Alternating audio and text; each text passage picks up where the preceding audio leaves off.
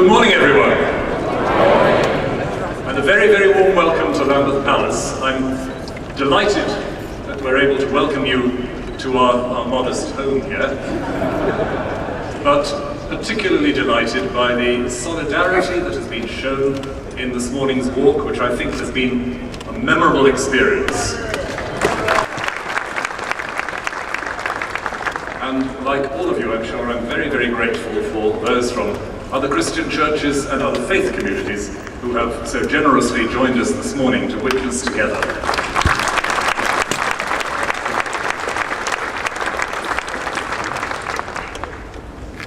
Before we move into slightly longer reflections on where we are and what we hope from today, I would like to present to our guest of honour today, Prime Minister of the United Kingdom, Gordon Brown.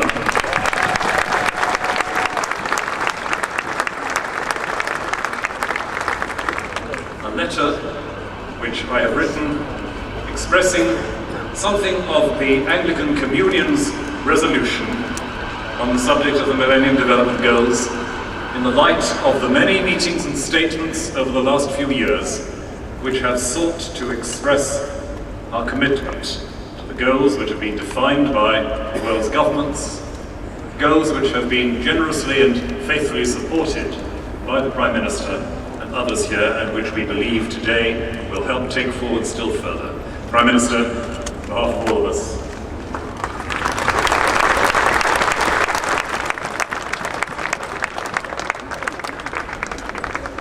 Prime Minister, honoured guests, brothers and sisters.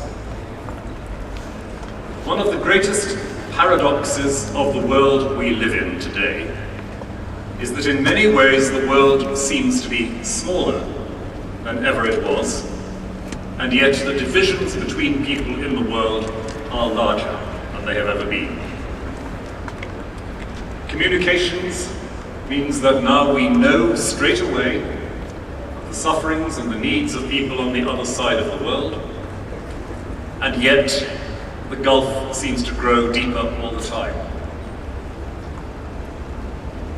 When the Millennium Development Goals were identified in the Millennium Year, when so many of the governments of the world signed up to that vision, it was an attempt to bridge those great gulfs between rich and poor, and an attempt to say that the world could have a common future resting on justice and compassion. It was a moment of recognition that unless we address these great gulfs between human beings, we cannot expect a future of stability or welfare for any of us. As the world grows smaller, the truth is that the suffering and the need of anyone in our global community is going to be sooner or later the suffering and the need of everyone in our global community.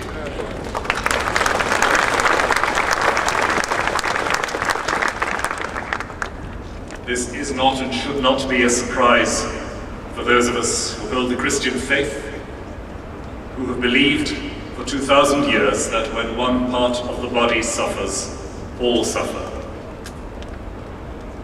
But it is also a vision that is shared by many people of faith and commitment throughout the world and in our own land. Today's event is not only an event for us who are Anglicans and who are gathered for the Lambeth Conference. We have shared some of the planning and the vision with other groups, not least the network called Micah Challenge.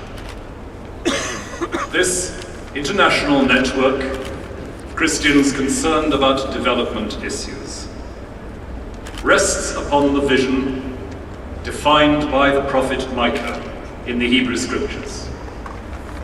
What does the Lord require of you? To do justly, love mercy, to walk humbly with your God. That is the challenge we seek to confront today. we are committing ourselves as bishops, as Anglican believers, as people of faith, to do justice.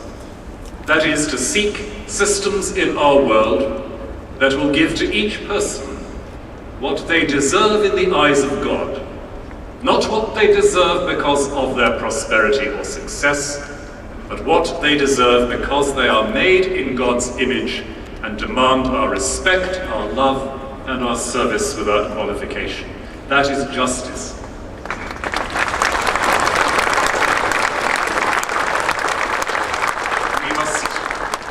We must love mercy.